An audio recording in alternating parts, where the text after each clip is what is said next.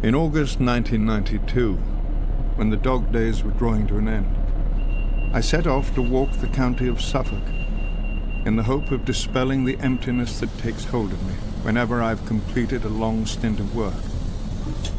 And in fact, my hope was realized, up to a point. For I've seldom felt so carefree as I did then, walking for hours in the day through the thinly populated countryside, which stretches inland from the coast. I wonder now, however, whether there might be something in the old superstition that certain ailments of the spirit and of the body are particularly likely to beset us under the sign of the dog star.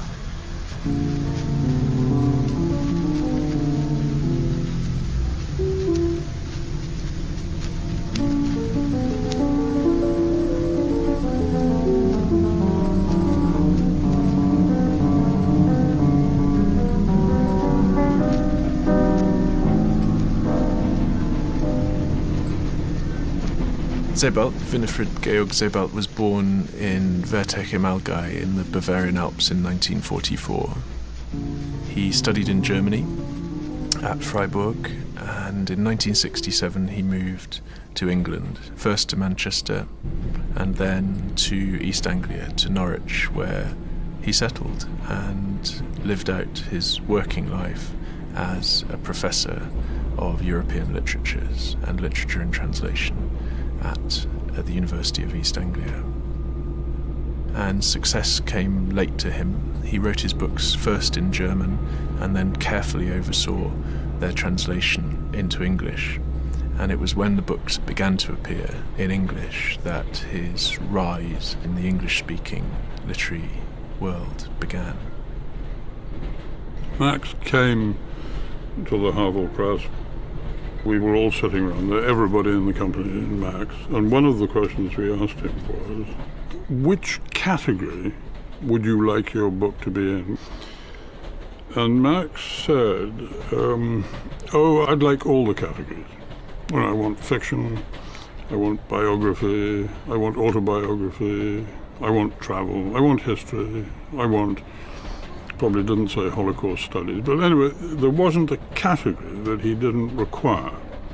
Well, it turns out that when you're dealing with the people who do the classification, they will only allow you 3, because humorists of the Sebaldian kind will obviously go for all of them, on the utterly mistaken assumption that booksellers would be forced to have a copy in each shelf. But it doesn't work like that. So there were 3. And I don't honestly remember what the final 3 were, but Max was very clear. And what he was saying, turn it round if you like, was, don't put me in a box. I want to be in all the boxes. You know, I'm not writing a familiar formula.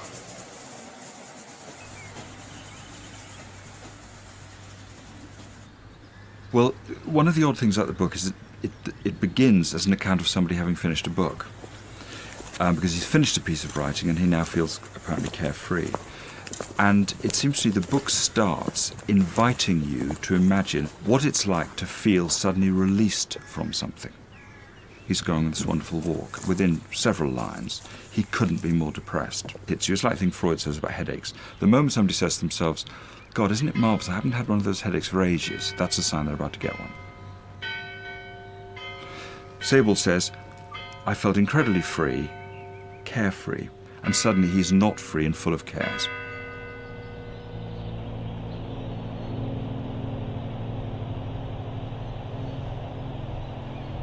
Later, in one of the long hothouses built against the brick walls of the kitchen garden, I struck up a conversation with William Hazel, the gardener who now looks after Summer Leighton with the help of several odd job men.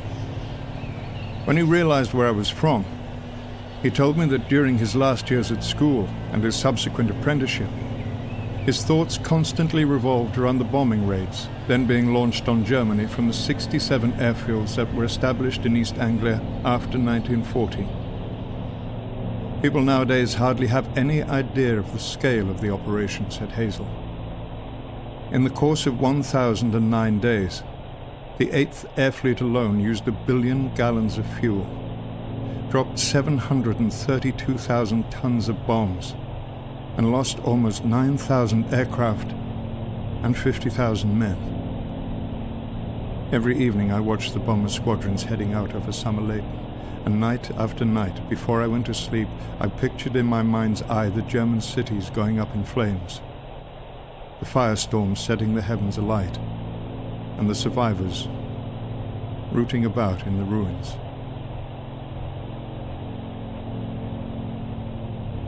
Often the narrator feels that he's kind of irradiated by a melancholy. He doesn't quite know where it comes from, and it colours the landscape. The book is literally full of geography in that almost every page has a place name on it that you can identify on a map. So I came up with this idea, fairly simple, of doing a digital project for mapping books, where essentially I would take the locations that appear in books or locations around books and plot them on a digital map so you could zoom in and zoom out. And The Rings of Saturn was the first book that I plotted. This red map serves as the core of his walking tour, and then at each place he mentions places around the world that are further removed. Then there would be a link out to those places. On the surface, it's a walk in Suffolk and his experiences of these kind of landscapes down there, the beaches and the heaths and the kind of emptiness of that whole place. Then associated with it is a whole encyclopedia of other things. So when he goes to places, he touches off on a certain writer or a certain event, and then the book kind of spirals out into something else. So it's a kind of walk, and then it's also this encyclopedia of people and things and events which interest him, and which some of which are quite directly tied to the walk and some of which aren't. Like, for me, silk is the center of this book in some ways because of how carefully Sebald kind of silks silk around throughout the chapters. It'll just be a little metaphor in one chapter. I think he mentions it in chapter 1, just for a second, and then moves on, foreshadowing what comes. You know, I think it's almost in the last chapter, right, that the silk thing finally happens.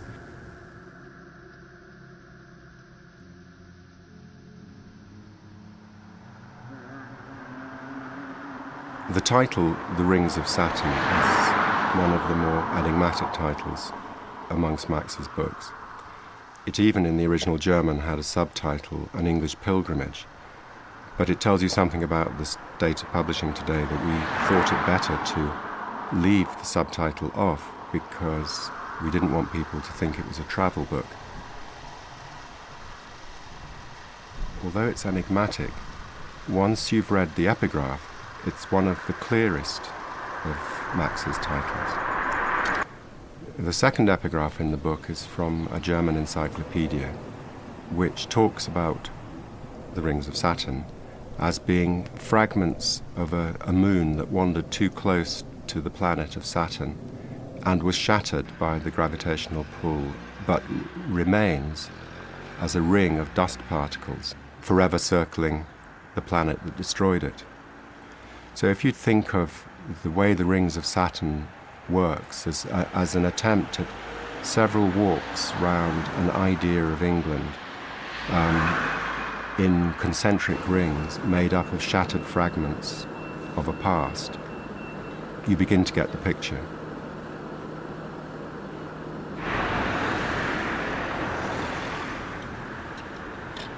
The thing that it's closest to for me is Virginia Woolf's The Waves, where you just feel that there's a sort of an attempt to capture perception in all its really fleeting and really fast way in which we perceive and we put things together. But of course he constructs it so exquisitely. Every sentence is beautifully crafted. So I don't know what the genre is. I don't know. Probably known better to you than to me. Virginia Woolf, the wonderful example of her description of a moth coming to its end on a window pane somewhere in Sussex. And this is a passage of some 2 pages only, I think, and it's written somewhere, chronologically speaking, between the battlefields of the Somme and the concentration camps erected by my compatriots. And there's no reference made to the battlefields of the Somme in this passage. But one knows, as a reader of Virginia Woolf, that she was greatly perturbed by the First World War, by its aftermath, by the damage it did to people's souls of those who got away and naturally of those who perished. So, I think that a subject which at first glance seems quite far removed from the undeclared concern of a book can encapsulate that concern.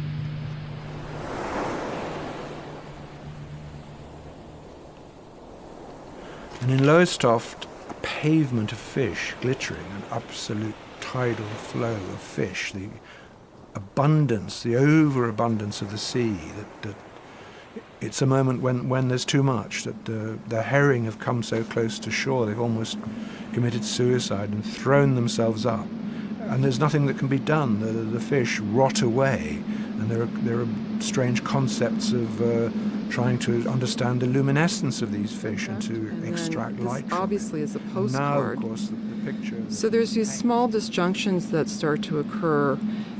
I took his word that that's herring. I wouldn't know what herring looks like. So, okay, that's herring. It's a little off. It's a postcard. But, as you move on, he's talking about the herring and about this wonderful color that is emitted when they die. And yet, he gives us this close-up of this large black and white fish. And I think you kind of just sort of breeze past that. It doesn't offer any information. It seems to just affirm what you're reading in a very non-Sebaldian way. He usually doesn't do that. He doesn't illustrate things. If you're careful, you think, wow, I wish it was in color. I'd really love to see this kind of effervescence and phosphorescence that occurs. And then I think this is one of the strangest images. It's talking about using this phosphorescence to light this passageway, and all I could see was these fins on the fish. I'm starting to pick up this pattern between these fins, and then I see them here.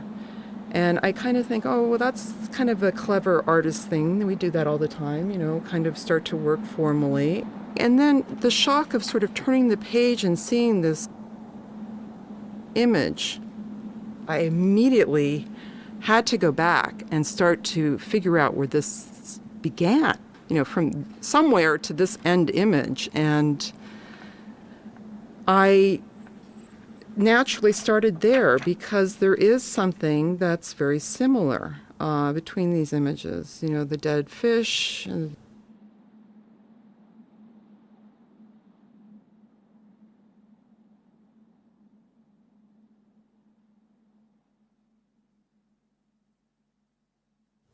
this, to me, called out for interpretation. I felt I needed to go back and really pay attention. And it was the first time when I read The Rings of Saturn that occurred.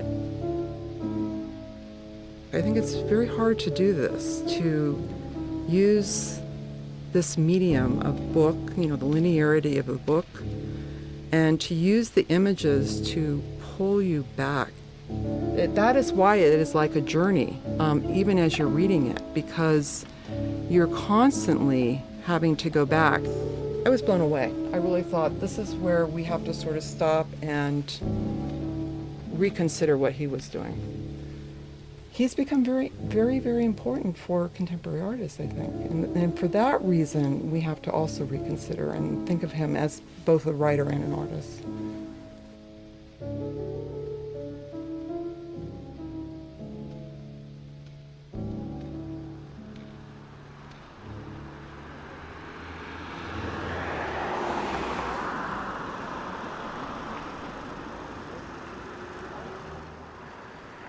What I was writing about Sebald, I rang him up. I just rang up the university and said, can I speak to Professor Sebald? And I wanted to reproduce his photographs in the book I was writing and also in an exhibition. And I wanted to put across their particular mood, which I hadn't really seen before. And he explained that they were just sort of snappy snaps or boots, but he would put them on the photocopier, these colour prints, and photocopy and rephotocopy until they had that black, smudgy, grainy look. And I said, could I borrow some for an exhibition? And he said, well, they're on a shelf and they're quite high up and it's on the other side of the room. And there was this long silence where I was wondering whether I should say, do you want to get up?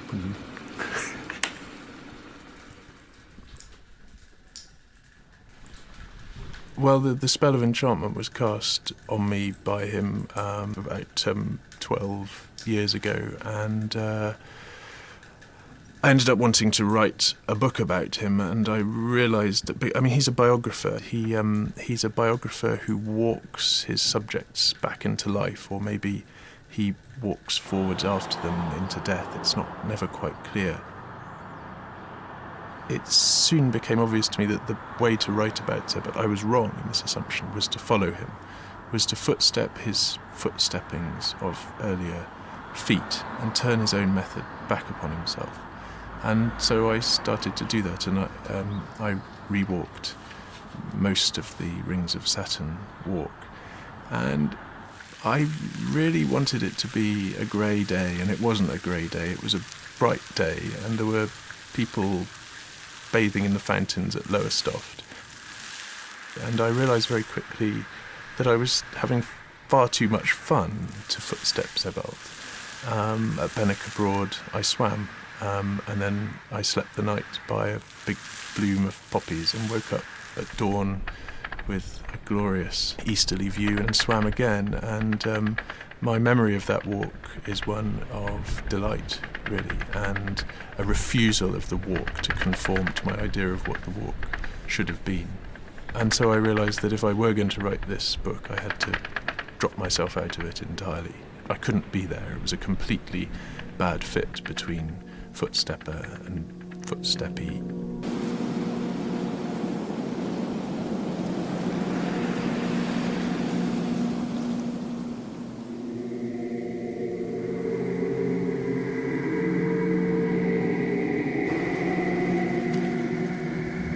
The zone. Oh, in Stalker, of course, absolutely. This landscape that looks really sort of innocent and normal, and yet you can't move through it without it somehow ejecting you, and as that magic place where you can go and get what you wish for, which is never what you think you want. Yes, maybe he makes Suffolk rather like the zone, but actually when you go to Suffolk and you walk some of his walks, you feel it is the zone. When I walked up to Benwick Broad, that weird landscape where the lake and the shingle beach are sort of almost butted up together, and you know that one day the lake's going to tip into the sea or the sea's going to tip into the lake. I was so frightened. I was actually carrying a video camera. I was so frightened. You can see it, the footage. I'm just shaking and getting frightened. I couldn't actually go very far up towards Benwick Broad, because it did feel like the zone. And do you remember in Stalker, there's the man who ties the stones into the white handkerchief and throws them, and something in the zone guides where the stone lands, and then you can walk safely. And I definitely would have loved to have had a stalker with me. I was so frightened there.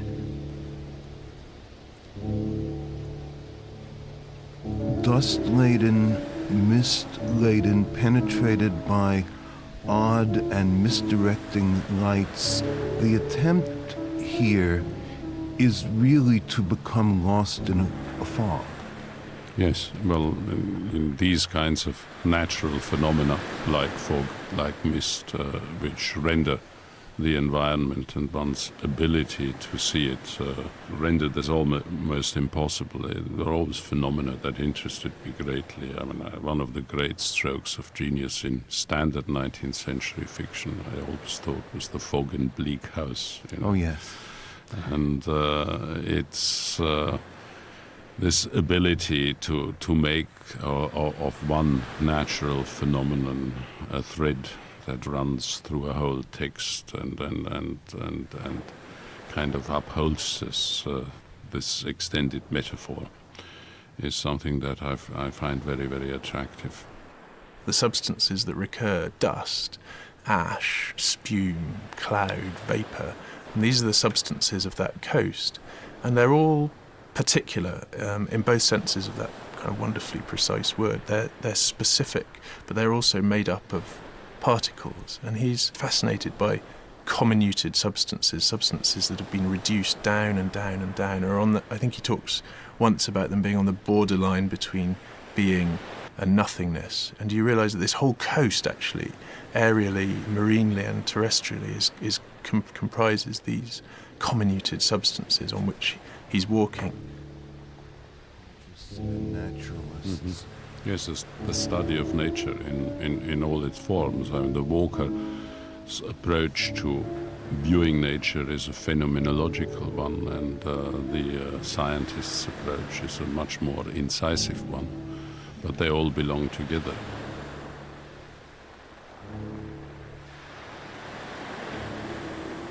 For me, reading Sebald is like a discovery. Given there's been so much schlock written about post-Holocaust writing, and so much terrible exploitation of the Holocaust and all that, Sebald seemed to have a way, actually, of thinking about these issues in a way that was neither sensationalist nor self-pitying, but that could be, on the one hand, sort of grimly humorous, but also very, very straightforward. It was like the best version of journalism one could imagine. Really straightforward documentary writing that was really artful at the same time. You wanted to listen to this voice. The reader needs to be prompted that the narrator has a conscience and that he is and has been perhaps for a long time engaged with these questions. And this is why, the main scenes of horror are never directly addressed. I think it is sufficient to remind people, because we've all seen images, but these images militate against our capacity for discursive thinking, for reflecting upon these things, and also paralyze, as it were, our moral capacity. So the only way in which one can approach these things, in my view, is obliquely, tangentially, by reference rather than by direct confrontation.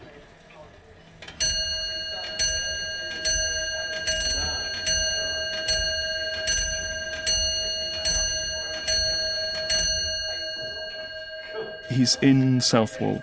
He's in the Crown Hotel, and he's reading a copy of The Independent on Sunday.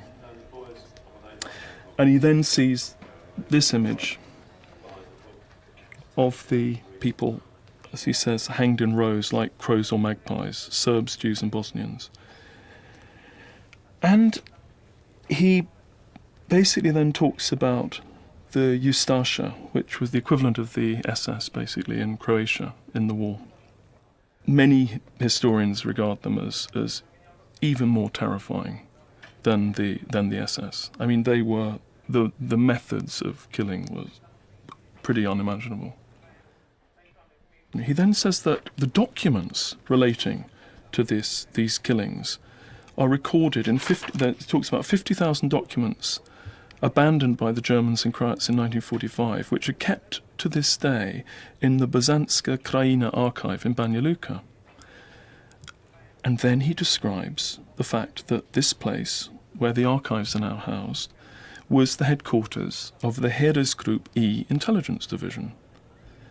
And at this moment I thought, hang on a minute, I've heard that name before, that word, because that was the intelligence division that Kurt Waldheim worked in during the war. And then he describes one of the Heeresgruppe E intelligence officers at that time. He was a young Viennese lawyer whose chief task was to draw up memoranda relating to the necessary resettlements, described as imperative for humanitarian reasons. And then he describes how for this work he was awarded the silver medal of the crown of King Zvonimir with oak leaves by the Croatian head of state, Pavlovich, who was kind of Hitler's ally, which is absolutely accurate and true. And then he describes that in later life he occupied various high offices, among them that of Secretary General of the United Nations. And reportedly it was in this last capacity that he spoke onto tape for the benefit of any extraterrestrials that may happen to share our universe, words of greeting that are now, together with other memorabilia of mankind, approaching the outer limits of our solar system aboard the space probe Voyager 2. And that idea that this man is the representative of humanity. As the Secretary General of the United Nations, an organization of 147 member states who represent almost all of the human inhabitants of the planet Earth, I send greetings on behalf of the people of our planet. We step out of our solar system into the universe seeking only peace and friendship, to teach if we are called upon, to be taught if we are fortunate. We know full well that our planet and all its inhabitants are but a small part of this immense universe that surrounds us, and it is with humility and hope that we take this step.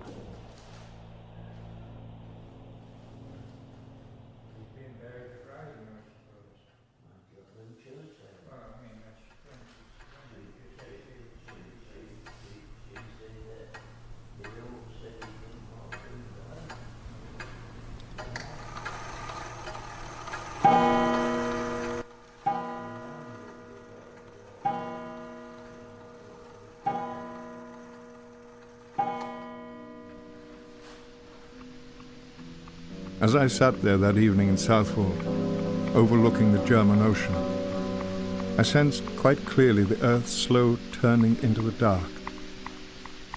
The huntsmen are up in America, writes Thomas Brown in The Garden of Cyrus, and they're already past their first sleep in Persia. The shadow of night is drawn like a black veil across the earth. And since almost all creatures from one meridian to the next lie down after the sun has set, so he continues, one might, in following the setting sun, see on our globe nothing but prone bodies, row upon row, as if levelled by the scythe of Saturn, an endless graveyard for a humanity struck by falling sickness. Saturn is the planet who rules over melancholy. The planet Saturn was connected to the bile, as Mars, the planet of war, was connected to choler, to anger. And the black bile was thought by Renaissance medical thinkers and by the philosophers to be this source of depression. Depression was, in those days, and of course to some extent today too, considered to be very productive of art and inspiration. So though the melancholic suffered a great deal, the melancholic was also inspired and creative, more creative than other people. In this tradition of melancholy, it's as though these people, or people who feel this, are people who feel some inexplicable sense of loss. And they're people who try and locate this in history, as in, why am I feeling so fundamentally at a loss and so unattached? And it's as though the history gives you some sort of story about this, but the feeling is somehow that there's been some catastrophe that can't be located, and that one is living in the aftermath of that catastrophe.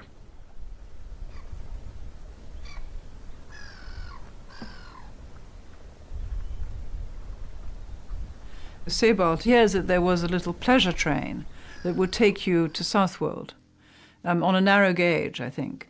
And he's told that the old engine had, underneath the black paint, it had a Chinese golden dragon, and that it had originally been made for the emperor to travel about in Peking.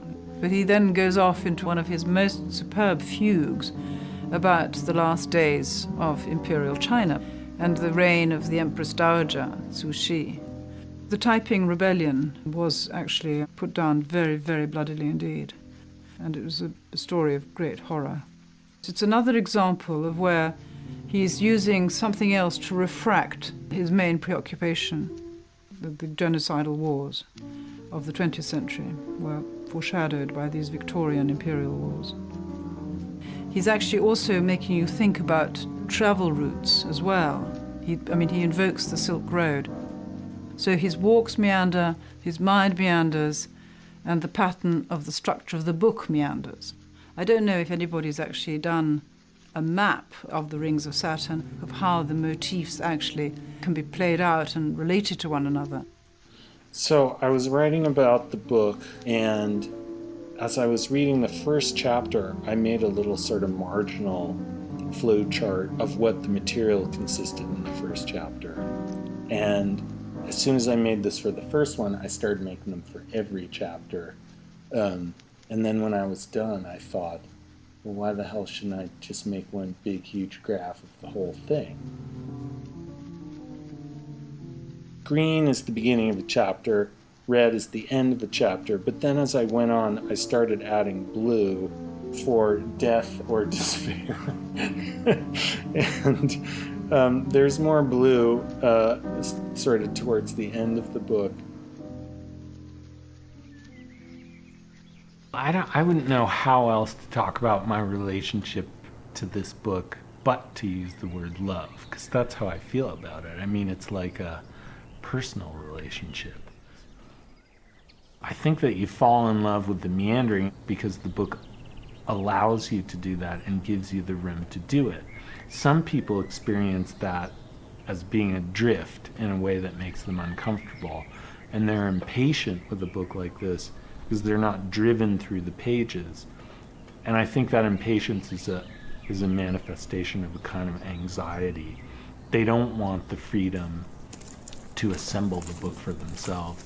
They want to be told what to think a little bit. The British tradition is of walking as recovery, and the American tradition is of walking as discovery. That striding forwards into the oncoming air of the world for the romantic tradition, British romantic tradition, is a way to strip away the accretions of civilization, the hawking and hammering of time lived in cities, and return yourself to some original state. I mean, that's Rousseau, it's European as well as it's British, but the American tradition, it's there in the road movie, it's there in the sense that we travel to liberate ourselves, to discover new ways of being, to acquire whole new methods of life that may themselves turn into habits but don't begin as them. A strikingly large number of our settlements are oriented to the west, and where circumstances permit, relocate in a westward direction. The east stands for lost causes, especially at the time when the continent of America was being colonized. It was noticeable that the townships spread to the west, even as their eastern districts were falling apart. And in Brazil, to this day, whole provinces die down like fires when the land is exhausted by overcropping, and new areas to the west are opened up. In North America, too, countless settlements of various kinds, complete with gas stations, motels, and shopping malls, move west along the turnpikes, and along that axis, affluence and squalor are unfailingly polarized. I was put in mind of this phenomenon by the flight of Dunwich.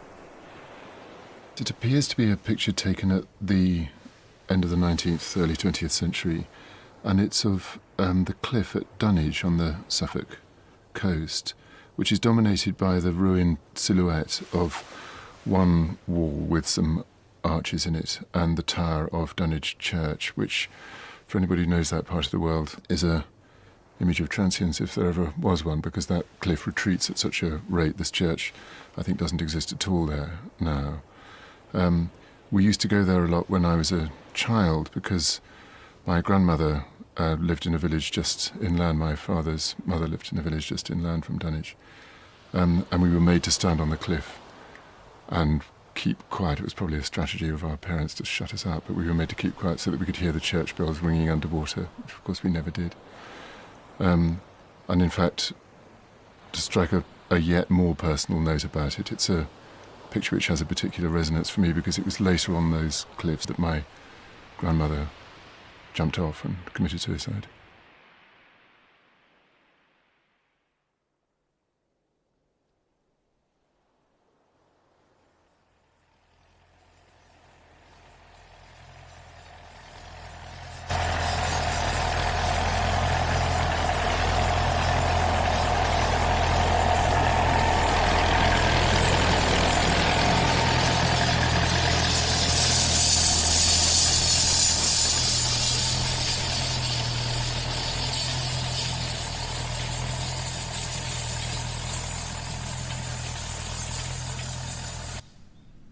My way from Dunwich took me at first by the ruins of the Grey Friars Monastery, through a number of fields, and then to an overgrown scrubland, where stunted pines, birches, and rampant gorse grew so densely that the going was very hard. I was beginning to think of turning back, when all of a sudden the heath opened out in front of me.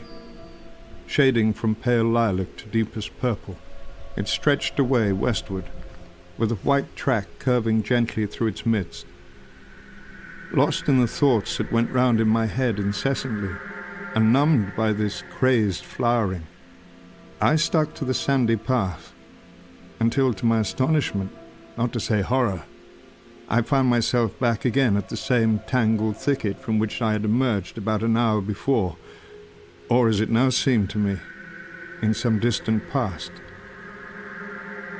Months after this experience, which I still cannot explain, I was on Dunwich Heath once more, in a dream, walking the endlessly winding paths again, and again I could not find my way out of the maze which I was convinced had been created solely for me. Was it someone like, I think it's Camus who said that he talked about the rip that can happen when you're just like wandering along and then things sort of rip or tear and you see things as they actually are.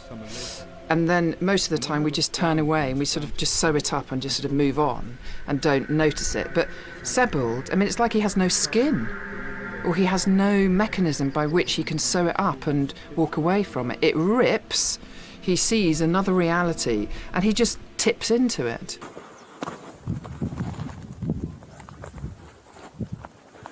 And when I looked down from this vantage point, I saw the labyrinth, a pattern simple in comparison with the tortuous trail I had behind me, but one which I knew in my dream with absolute certainty represented a cross-section of my brain.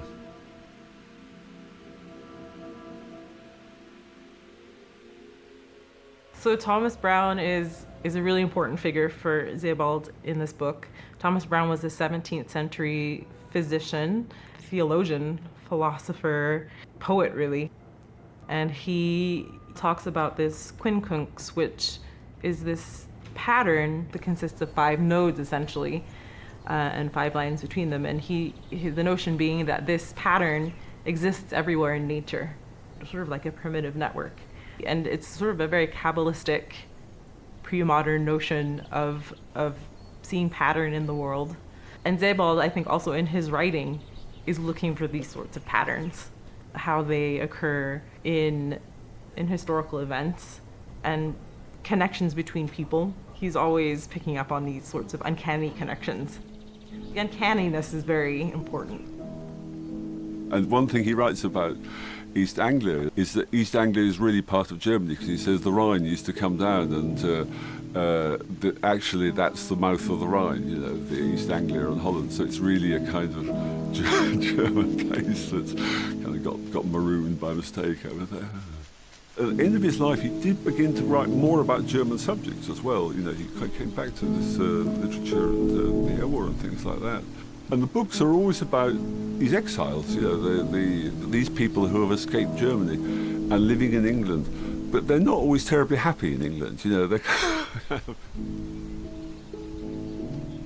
Did Max become an Englishman? It's a very interesting question. Conrad certainly became very English. T.S. Eliot, an American, certainly became very English. Neither of them, I think, became Englishmen. I don't think that that's possible. No, Max was European, international in everything that he did. He loved England dearly. He loved the part of England that he made his home, East Anglia, intensely. But one of his closest friends there was the English poet, Michael Hamburger, brother of the English publisher Paul Hamlin, who were both born in Germany and came to England in the 30s. So to me, his sense of being part of European culture was far more important than his national identity. Hier sind die Schafe, das ist schön, nicht? Die Schafe zwischen den Gräbern.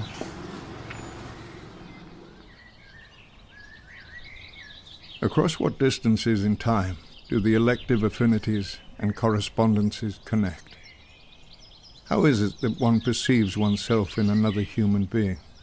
Or if not oneself, then one's own precursor?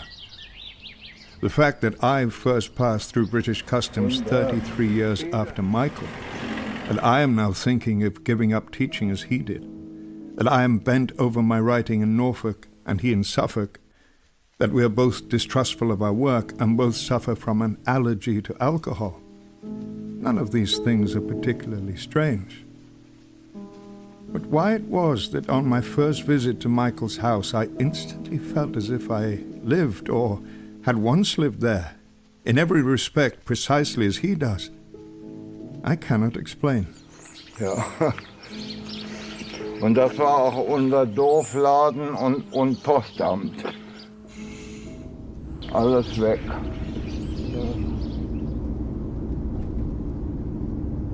I went out to Norwich in August of 2001 to see Sebald in advance of the publication of Austerlitz. Well, he had told me that even though he lived in Norwich for 30 years, he didn't feel at all at home there. But then he said that he felt even less at home in Germany, and he particularly disliked the sound of modern German and the way people spoke around him. Because the German that he used was as he said, a 19th century German.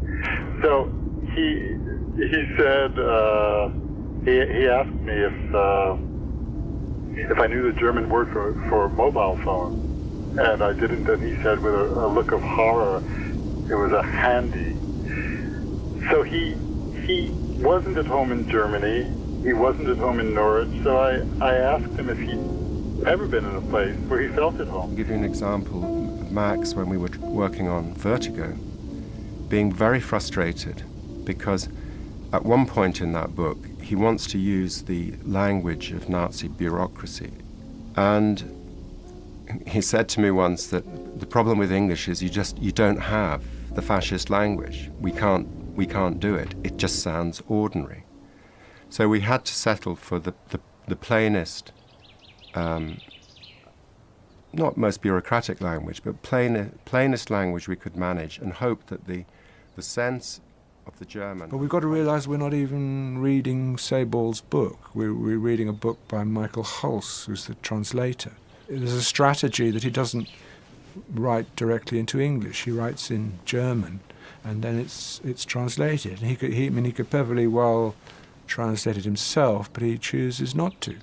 So you've got another version which is already filtered, and it's not that different, I don't think, from the reports I've heard that The Midsummer Murders, this sort of generic TV series set in a perfect English village, by the time it's translated into French, where it's very popular, takes on a sort of existential gloss. It becomes something else. It's much moodier and weirder.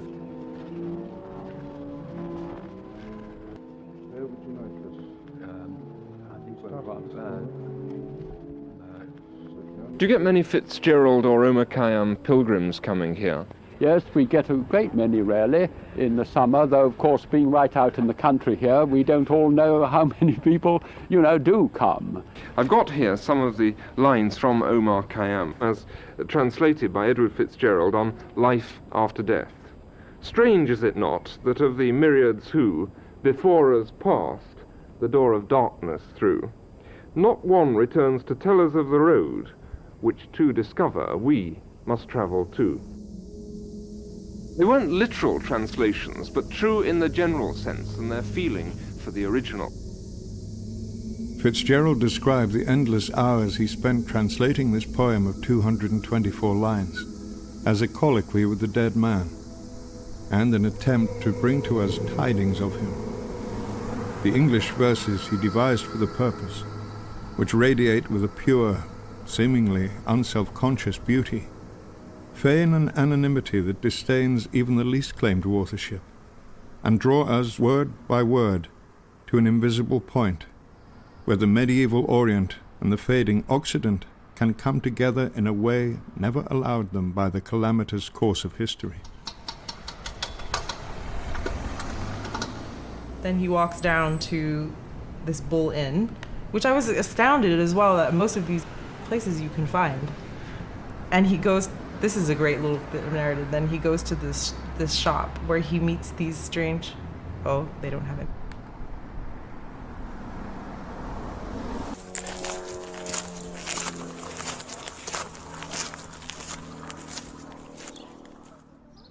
There's a beautiful section in Vladimir Nabokov's novel, Transparent Things, where he talks about how when you concentrate on a material object, he says, the very act of attention may lead to our involuntary sinking into its surface. And he talks about, Nabokov has this beautiful phrase, the dream life of debris. And that seems to happen again and again in Sebald, that what begins as a particular object that is seen in all its specificity and radiance of that slowly shimmers, becomes a kind of quicksand, sucks the gaze of the viewer and the footfall of the walker down into it, and we find ourselves at Bergen-Belsen or in the Congo. The rings of Saturn are a mental landscape. It's like Blake's Mental Traveller. But, like Blake, he brings in names of the real, but into his own cosmology, which is made up of all sorts of things, including this constant sense of destruction. That the landscape he's describing is where the bombers, this is one of the key parts of the book, is this man he meets very early on, who talks about being a child and watching the fleets of bombers going over night after night to firebomb German cities. It's a kind of small detail that grows out of the English landscape very well. This is a defensive coast. It looks out onto the German Ocean, as Sebald calls it, and it's bequeathed a sort of architectural paranoia. Much of the landscape has been constructed in order to resist invasion by humans, but also invasion by the sea. And that exerts a very powerful imaginative pressure on the walker. I wrote this essay called W.G. Sebald. It began with driving through the Dutch landscape and suddenly realising we were lost. And previously, I'd been given this sort of map of Berlin. I think we just moved to Germany, and I'd given them a map of Berlin on a cloth, on a handkerchief. And my father immediately triggered something in him, and he remembered that he had found this cloth map that had been blown out of an aeroplane as it crashed. He just went and put his hands on it immediately. He said, well, I was near a place, and he leaned across the map and he said, Goch, right? This place, Goch. And then in February I was driving around Holland on the borders with Germany, and I was with this curator, Rita Kirsting, and we were lost. And she started to talk about it. Well, she came from a town near there. And I don't know what made me say it, but I just went, Goch, which is a tiny town, in fact. And she said, yes, how the hell did you know? And so there was that going on, and then parallel to that was Rufus Isaac, my great-great-uncle. His sister had bought a Van Gogh. Van Gogh's family came from Goch, and then realising that took me to Marconi through his brother Godfrey, who was the first managing director of the Marconi Corporation. At that point, I was reading the chapter on Roger Casement. I knew about Roger Casement. I've known about him for a while. And then, of course, I had a knife through the heart where I realised that it was my great-great-uncle, Sir Rufus Isaacs, who had been the hanging judge on that particular case. It was a true shock to me, actually. A true shock. There were all these connections, Sebaldian in a way, but also close to how I make my own work, which is relying on a sort of objective chance method where you go along and then something happens and it makes you take a different direction. Coincidences like dreams, if you talk about them, they become dead, they're inert. They don't mean anything to anyone else. And the only thing you can do with them is to transmute them, to change them in some way, which is, of course, what Sebald does.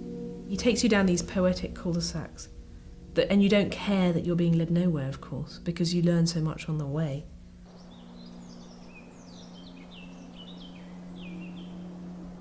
To this day, the area between Woodbridge and the sea remains full of military installations. Time and again, as one walks across the wide plains, one passes barracks, gateways, and fenced-off areas, where behind thin plantations of Scots pines, weapons are concealed in camouflaged hangars and grass-covered bunkers. The weapons with which, if an emergency should arise, whole countries and continents can be transformed into smoking heaps of stone and ash in no time. Not far from Orford, and already tired from my long walk, this notion took possession of me when I was hit by a sandstorm. I was approaching the eastern fringe of Rendlesham Forest, which covers several square miles, and was for the most part reduced to broken and splintered timber in the terrible hurricane of the 16th of October 1987. Suddenly, in the space of a few minutes, the bright sky darkened and a wind came up, blowing the dust across the arid land in sinister spirals. The last flickering remnants of daylight were being extinguished, and all contours disappeared in the greyish-brown, smothering gloom that was soon lashed by strong, unrelenting gusts. The mealy dust streamed from left to right, from right to left, to and fro on every side, rising on high and powdering down, nothing but a dancing, grainy whirl for what must have been an hour, while further inland, as I later learnt, a heavy thunderstorm had broken. When the worst was over, the wavy drifts of sand that had buried the broken timber emerged from the gloom. Gasping for breath, my mouth and throat dry, I crawled out of the hollow that had formed around me like the last survivor of a caravan that had come to grief in the desert. A deathly silence prevailed. There was not a breath, not a bird's song to be heard, not a rustle, nothing. And although it now grew lighter once more, the sun, which was at its zenith, remained hidden behind the banners of pollen-fine dust that hung for a long time in the air. This, I thought, will be what is left after the earth has ground itself down. I walked the rest of the way in a daze.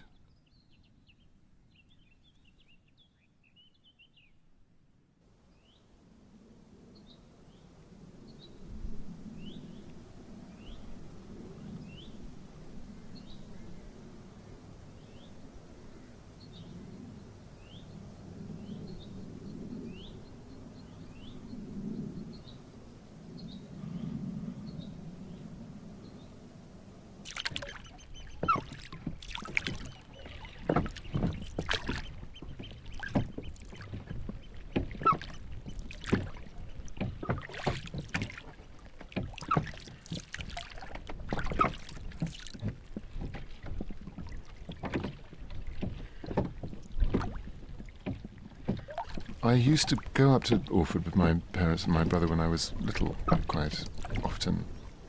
But it was really only when I was more properly grown up that I heard the story of the Orford merman,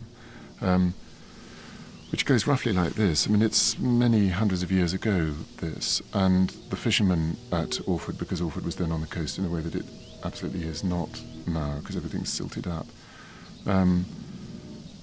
caught in their nets what I suppose was something like the village idiot, or an idiot from a village nearby. Anyway, somebody who was clearly very sort of ill and disabled in certain respects. And in the story that's come down, they consider him to be a merman, and they torture him to try and get him to speak.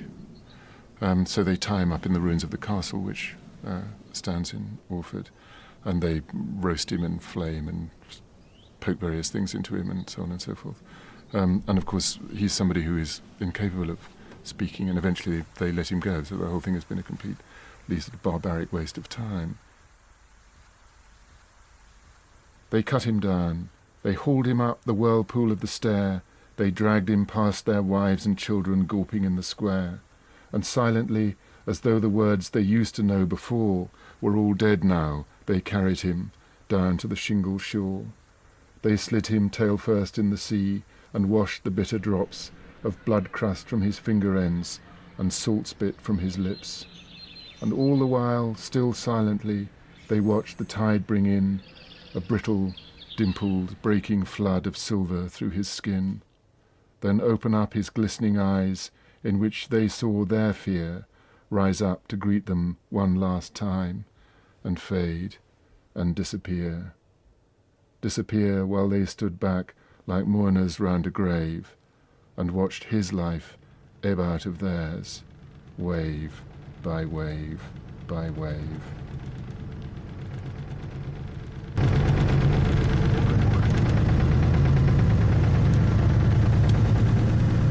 When I was first in Orford, it was forbidden to approach the island. But now there was no longer any obstacle to going there, since, some years before, the Ministry of Defence had abandoned secret research at that site. One of the men sitting idly on the harbour wall offered to take me over for a few pounds and fetch me later, after I'd had a look around. Once we were on the other side, I took leave of my ferryman, and after climbing over the embankment, walked along a partially overgrown tarmac track running straight through a vast, yellowing field. The day was dull and oppressive, and there was so little breeze that not even the ears of the delicate, quaking grass were nodding. It was as if I were passing through an undiscovered country. And I still remember that I felt, at the same time, both utterly liberated and deeply despondent. When the National Trust were given the site, which was around 2000, they saw it first as a nature reserve. It was quite a troublesome one because lots of people in 4x4s used to zoom over the nests and there was lots of illegal stuff going on. They decided to try and preserve the melancholy, windswept, deserted atmosphere that Sebald describes, and they put together a painter and a writer and an archaeologist, which had never happened in a conservation project before, where what tends to happen is the archaeologist and the military historian who will bring this weight of facts and explanation. They will tell you how radar works and what happened in this building. And it was the first time the National Trust consciously placed as much emphasis on atmosphere and association, and it was also the first time they said, let's just let the buildings fall down. They said, let's let them crumble over time. And that was a really brave thing to do, and that's what's happening. They're just going to crumble away gently over the next few hundreds of years.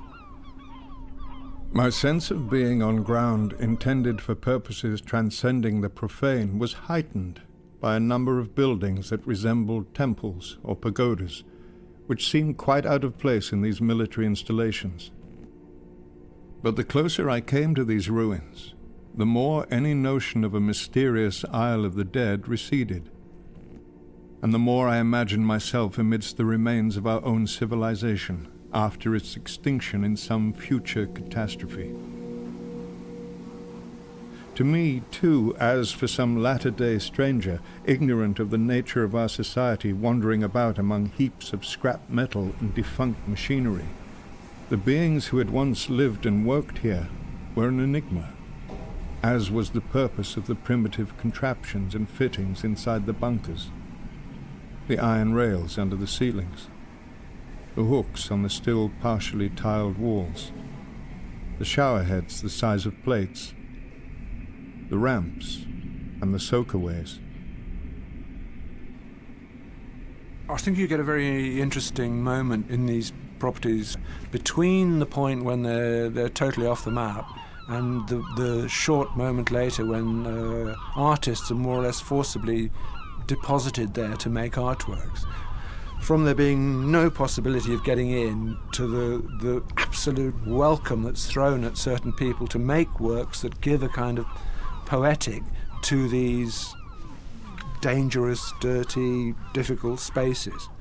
And the first ones in have a kind of real charge, and then it becomes very processional and very bleached of energy in some ways. There's much more of a charged places have to be broken into or infiltrated. Souvenir shops and point of view. Here, take the photograph. This is the point of view. You know, it's all too fixed.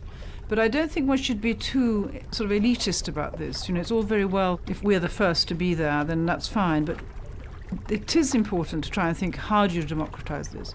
But I don't think that we should simply slam the doors in the face of pilgrims who, have been ignited by a piece of literature.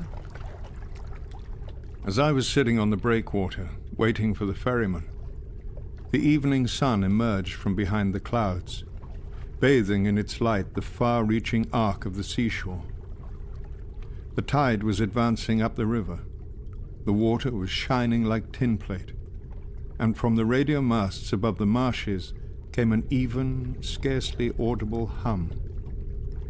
The roofs and towers of Orford showed among the treetops, seeming so close that I could touch them. There, I thought, I was once at home.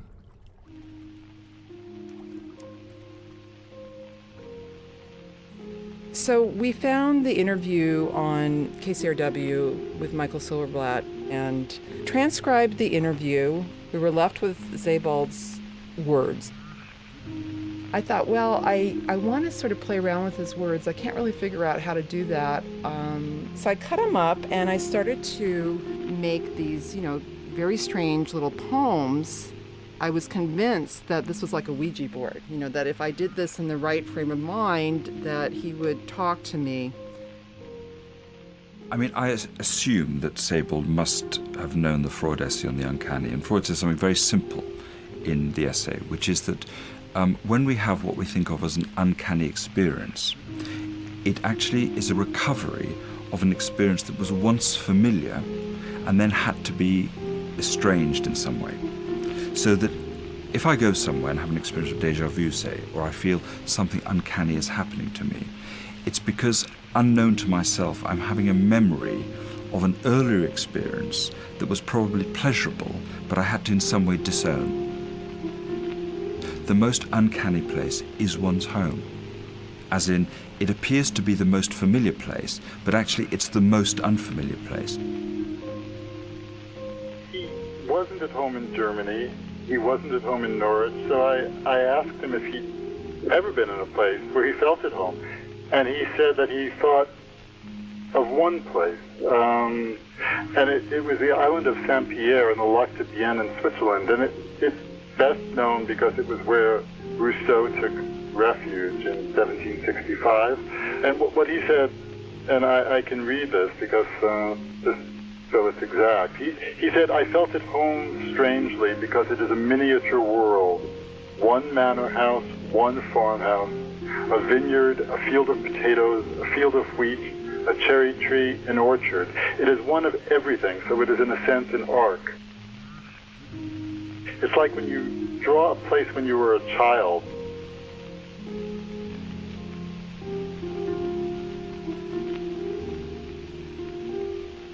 I think Sebald is as well wittier than he seems to be very often. I think Sebald knew that only children have homes, that adults don't have homes, and that there's something childish in the best sense and the worst sense about the idea of home. And I think that dinky little island, which is a bit like a sort of doll's house island, is a picture of all one's wishful fantasies about home, which are to do with safety, a controllable environment, a kind of security in terms of invasions.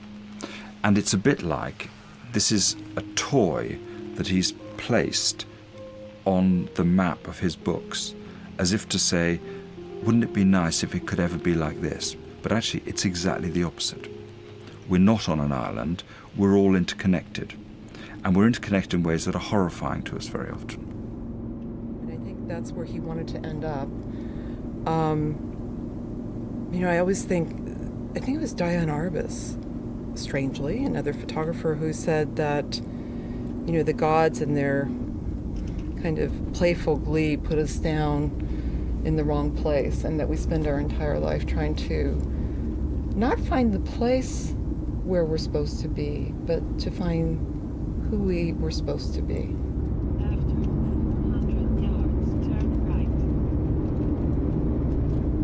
Sebald's rise to the literary pantheon was remarkable. It happened in less than 10 years. He went from being unknown to being raised on the shoulders of opinion formers on both sides of the Atlantic, and had he not died, I feel sure he would by now have won the Nobel Prize, and many people have said as much. Well, I didn't meet him exactly. I saw him in the flesh one time. We were both doing programs in Broadcasting House, and you go into that lift where nobody talks to each other to come down, and I heard this conversation with him, and there'd been a piece in one of the Standard or one of the papers that afternoon saying Sebald was refusing absolutely to do more than one interview for this book. And while we're standing there in the lift, he's got his PR woman with him, and they're describing 4 other interviews that they're going to do that afternoon. And he was looked the kind of most weary man I'd ever seen in my life. His sort of moustache, and he looked very exhausted by the whole process. And yet there was a kind of twinkle that I thought maybe everything with him isn't to be taken at face value. And it was that accidental thing of 2 completely strangers who didn't know each other just standing in this lift, a couple of minutes going down, and he walks away into doing his interviews and I walk off back to Hackney. But I was really, really pleased to have that moment, like again the painting of Monsieur Courbet on the road. Here this man with his rucksack and his hat, and it's 2 strangers see each other on a road and pass in different directions. And so he kind of figured there for me strongly as an icon from that one single incident. This was a gentleman. I think he was probably one of the gentlest people that I have ever had dealings with. You could not but like him, even as you admired him. I mean, there was something profoundly likable about him. I wouldn't say that I knew him well, but I liked him very much, and we certainly saw each other pretty often for a spell. Everything about him felt soft, everything sort of gentle and unobtrusive, but absolutely watchful and wary, and I'm not just sort of back-forming this either from the books, but with a sense that he might get up and not come back at any moment, a sort of wandering otherness about him. I set out on foot in a northwesterly direction, along the old Roman road, into the thinly populated countryside that lies to the south of Halston. And I knew then, as little as I know now, whether walking in this solitary way was more of a pleasure or a pain. At times on that day, which I recall as being both leaden and unreal, a gap would open up among the billowing clouds.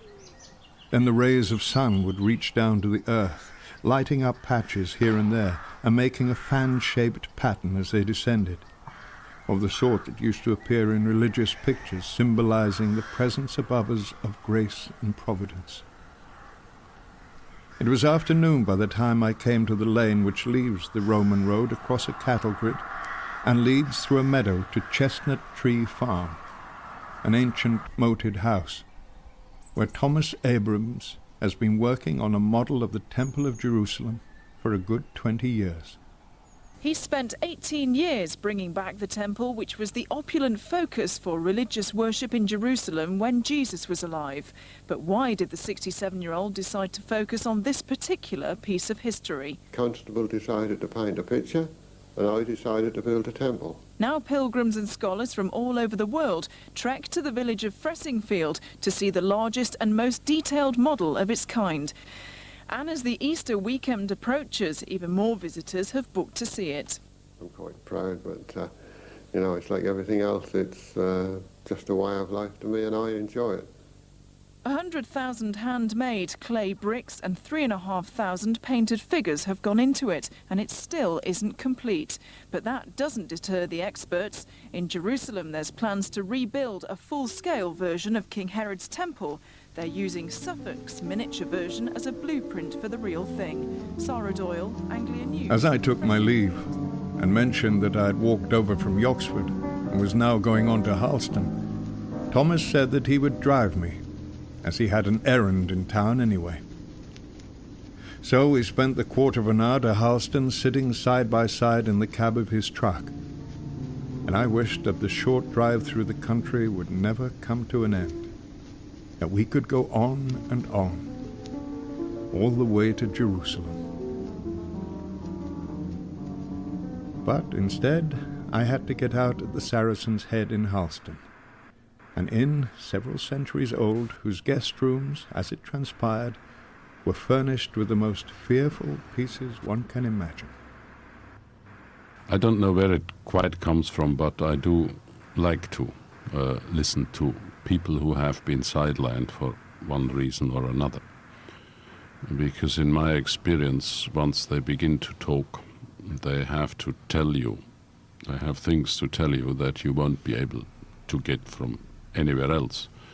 And I felt that need of being able to listen to people telling me things from very early on, not least, I think, because I grew up in post-war Germany, where there was, I say that quite often, something like a conspiracy of silence, i.e., your parents never told you anything about their experiences because there was, at the very least, a great deal of shame attached to these experiences. So one kept them under lock and seal.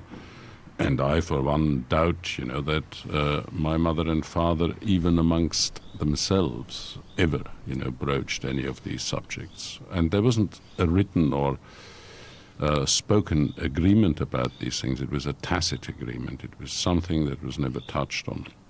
So I've grown up feeling, that there is some sort of emptiness somewhere that needs to be filled by accounts from witnesses one can trust. The Sebald narrator is kind of on the run, and what he's most fearful of is stopping. But he keeps having his attention arrested, and it's the moment at which he stops that something happens, that it's as though he begins to accumulate stuff that is eventually going to be incorporated in a narrative. So it's as though he begins by saying, I want to tell you a story about a walk, and by the end he's telling you, I've in fact told you a story about the catastrophes of Western culture since the Second World War and before. So that the fear is that if you allow yourself to become a writer, the catastrophe will be like an avalanche. Whereas if you keep walking, you might be okay. The subtitle of The Rings of Saturn is an English pilgrimage, and it's a very curious title when you think about it, because a pilgrimage is a movement towards healing, towards resolution, towards self-understanding, and actually what this foot journey results in is catastrophic dilapidation of foundations, a vanishing of stabilities, and it puts him in hospital. What are we trying to accomplish by doing this, going on this trip? Are we trying to prove that he did it? Are we trying to experience what he experienced? Or do we just not care and we're just going to have a good old time? One thing that's happened in the last decade, there's been this huge revival of pilgrimage across the world, in fact, so that on the way to Santiago de Compostela, they're reopening these medieval hostelries which have been closed for decades or hundreds of years. And there's definitely some modern desire to find meaning through physical effort. It's interesting because the word pilgrimage, in English at least, has the word image in it. After we got back, I did some research and I found these maps that were created for pilgrims that didn't actually go on pilgrimages. They would use them to sort of meditate on and use the images to move their mind through the different parts of the land on their way to Jerusalem. They were called itinerary maps. It's rather what Wim Wenders said about Kings of the Road, that you have an itinerary. And once you have an itinerary, it becomes quite easy to kind of write, in a way. Something I never worked out. You sit in a room day after day, and you think, well, what will I write about today? And if you actually go out for a walk, and you walk 15 miles, you're going to get enough for 750 words, 1,000 words, no trouble at all. I think it wasn't until I did my East Anglian journey that I kind of thought, this is a doddle. You kind of go to Cromer. Oh, you have plenty to write about in Cromer. Then you move on around the coast. Oh, look, there's a kind of old Cold War early warning station. So it sort of takes care of itself. I don't think that works at all anymore now, because they're all doing it. You know, the countryside is black with people going for walks to write books. The only way to do it is obviously you have to walk somewhere ever more extreme in other more and more peculiar circumstances. I wouldn't get away with just walking around the M25 orbital motorway now. You know, you'd have to walk around the 6 orbital motorways of Beijing. The last 10 years have been so kind of mediated that I'm sure that people feel the desire to go and, you know, people are going a lot in the art world now, a lot of artists are going and finding extraordinary places. I know artists have gone to Antarctica, to, you know, everywhere. I mean, it's a globalization in extremis. I think people do feel that there is increasing homogenization of the country, that places are actually becoming less places. They're becoming more like spaces. They're becoming more abstract. They're becoming infinitely reproducible. What's important for Sebald is that actually he finds the particular within them. He finds why this place is important, why this particular hall is important, because this person stayed here, because this event happened on this place, because here there was a village and now there is no longer a village. He encourages a deeper form of engagement with the place. And he is now a layer of that history of which he writes. You know, he wasn't while he was walking, but he is now. You know, he's a very definite part of that landscape.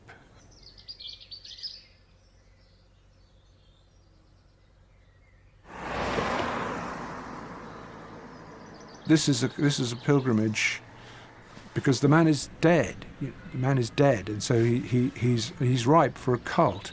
And the way you would read his book is to think that you could follow along his track and get some insight into it, whereas I think that's probably completely untrue. It's probably the worst way to get an insight into what he's doing is to literally follow along, because he's a mythologist, and a lot of the things in there he's invented. You want to understand his methods, not the kind of literal sense of being out there. Although, why not do that walk? It is a great walk. Enjoy it. It's not by chance that after that walking holiday he collapsed and he found himself in a hospital. There's an undertow, isn't there, of some sort of despair or some inability to connect to where he is, some attempt to belong somewhere in some place. And maybe that appeals to us, you know, maybe that's what we want. Maybe all things material that we try to construct in order to contain the chaos or the fears or whatever it is, he sort of goes, well, they aren't actually valid, they don't have any meaning. And there's great comfort in that when everything collapses around you, isn't there? Ditchingham Churchyard was the very last stop on my walk through the county of Suffolk. The afternoon was already drawing to a close, and so I decided to return to the main road and continue a short way in the direction of Norwich to the Mermaid in Hedenham, where the bar would be opening soon. I would be able to phone home from there, to be picked up.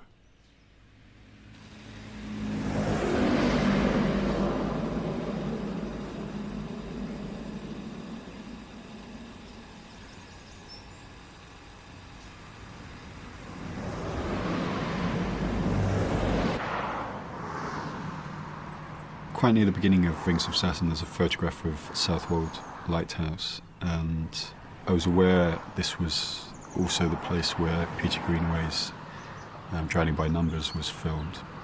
And so I took the ritual which is found within Drowning by Numbers, where the son of the coroner, at each point that he comes across a death in the film, he lets off a firework.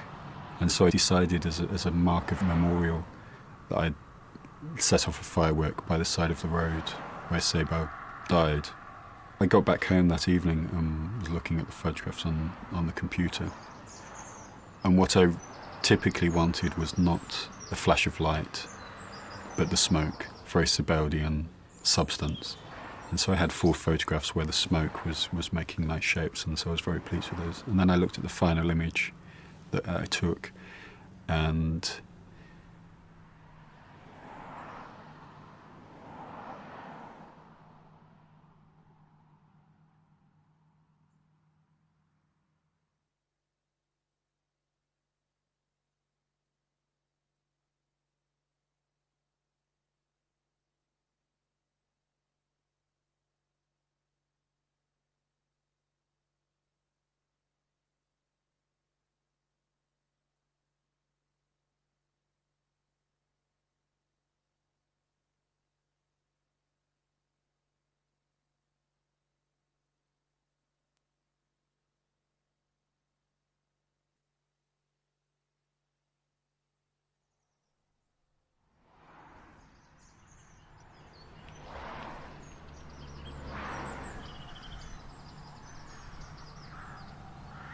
Now, as I write, and think once more of our history, which is but a long account of calamities, it occurs to me that at one time the only acceptable expression of profound grief for ladies of the upper classes was to wear heavy robes of black silk taffeta or black crepe de chine.